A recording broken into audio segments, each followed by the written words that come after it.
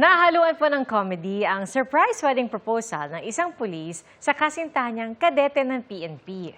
Kasi ba naman lumuhod kasi siya sa maling tao?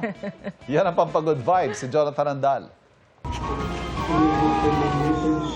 Sa gitna ng recognition rights ng PNP Pagsikdiwa class sa Maguindanao del Norte, isang pulis ang biglang lumuhod sa likod ng isa sa mga kadete. So sorpresahin niya pala ng wedding proposal ang nobya niyang kadete. Ita-timing niya dapat yan sa pagharap ng mga kadete, pero di pa man humaharap ang mga kadete, ang niluhuran niya tila may binulong. At si kuyang pulis biglang napatayo. Pagharap ng mga kadete, hala! Sa ibang babae pala lumuhod ang lalaking pulis. Napangiti at napayuko na lang ang babaeng kadete.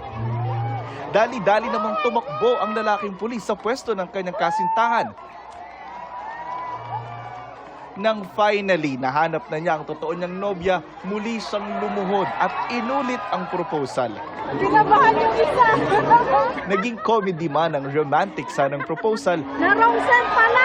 Sumakses pa rin naman si kuyang pulis dahil nakamit niya ang matamis na yes. Para sa GMA Integrated News, Jonathan Andal, nakatutok, 24 oras.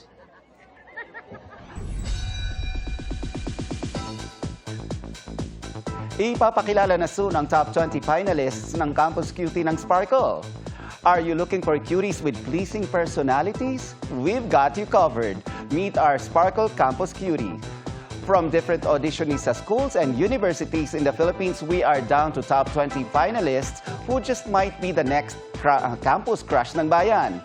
Kilalanin sila sa first ever talent competition ng Sparkle. Ang reveal niyan, abangan sa Facebook page at YouTube channel ng Sparkle this June 3.